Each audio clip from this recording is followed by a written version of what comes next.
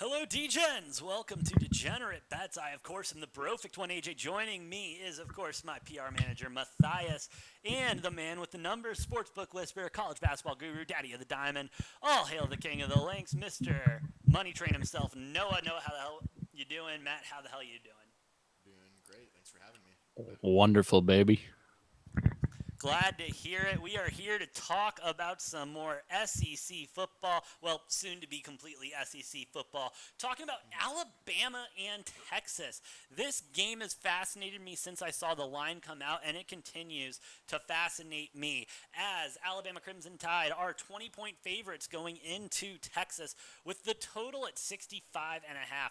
Now, here's where my mind starts to go into a pretzel. That's the bets and the money. You got 88% of the bets and 96% of the money on Bama, and the line is still firmly at 20. Now, I do have past experience. I know I love to talk about it, working at a sports book. And one thing I learned at the sports book is if the book likes a line, if they like the line a lot, they don't give a shit how much money comes in on one side. They don't care if a high roller, a sharp, anyone comes in and bets that line.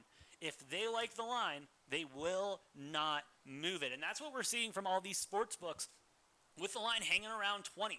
And I'm going to be completely honest with you guys. Coming into this recording and everything, I was firm on slamming Alabama and the 20 points. But now seeing how much money and how much bets are on Alabama, what does the sports book know? Because they got to know something for them not to move this line at all, to at least protect their ass with how much money they could potentially lose.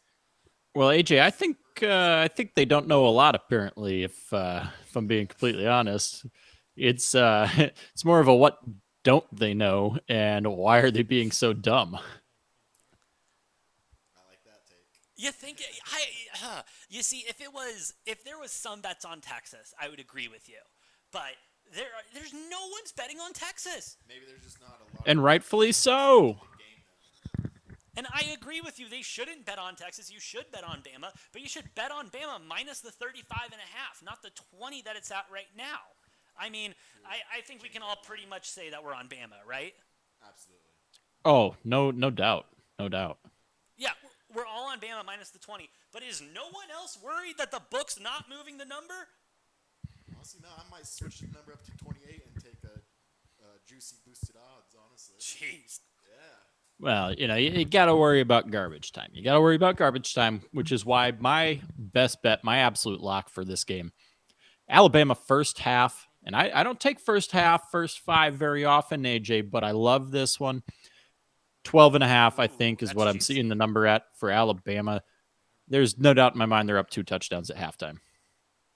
Yeah, because And, they can come out quick and score quick. the only thing I worry about, maybe Alabama's up 28 or something like that. Nick Saban loves to pull all his starters by like mid Yep. third quarter, end of the third quarter. Texas could claw back and cover that 20 in garbage time. That's the only thing that makes me nervous. That is true. So for me, I'm putting a big portion of my wagers that I'm throwing on this game on the first half line, on the not on the game line. And that might be what Vegas knows is Texas is going to score 2 touchdowns in garbage time and lose by fucking 18 and then a bunch of people are losing their money. Yep. Honestly, I love that take a lot, Noah. This might be another game where I switch it over yet to the half. I might still keep one unit, just a little small bet on the full game, just Oh, cause. But I'm I'm I I'm like that still juice on on. the half because it makes sense. Yeah, I'm still, don't get me wrong, I'm still on Alabama on the whole game cuz they could be up Yeah. 28, 35 points at halftime and then by the end of the third quarter it's still a 30-point game and it doesn't really.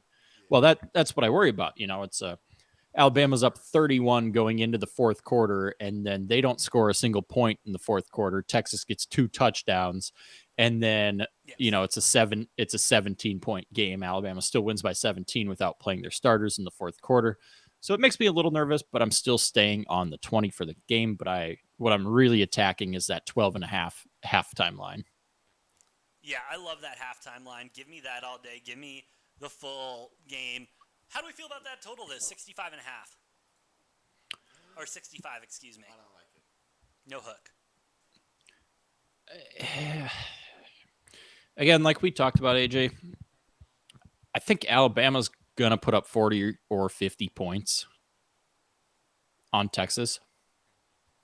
What I don't know is how many points Texas is going to put up. Yeah. And I think if you take the over or the under on this one, you are going to be sweating this down to the last couple minutes of the game. Yep. And I don't like those sometimes. No, definitely. Yeah, if you want a good sweat. I mean, probably a good live bet once you get a flow for the game and everything. I like that first half over. I saw that. Was it 31? First half over at 34 and a half. Just because Bama comes out, they'll score 2 or 3 Oh. in the first quarter. Oh, I love that. I love that as well because, Bama's putting up minimum 21 points in the first half. Probably 28 plus, I would say, in the first half for Bama alone. I don't know. Their defense is so legit, too. There's a very legitimate possibility that Bama, I mean, they won 55-0 last week against Utah State. Utah State, not a bad team out of the Mountain West. I'd like to think Texas is a bit better than Utah State, but I mean, fuck, we could see a 45-10 game here. Yeah. And then you're hitting the under and Alabama's covering. I don't know. That's probably my favorite combination if I had to pick one is Alabama to cover and the under. But it could go over too. Who knows? That's the crazy thing about sports betting. Either thing can happen. Holy shit. With that being said, boys, you got anything else to say about this game before we wrap it up? Nothing for me. Texas is not back. Texas is not back. Roll Tide. With that being said, I have been the Perfect One AJ. That's our PR manager, Matthias. And, of course, the Money Train, Noah. Please like, share, and subscribe to the channel. Hit the link tree to follow us on social. Check out our store. And we'll see you next time on Degenerate Takes.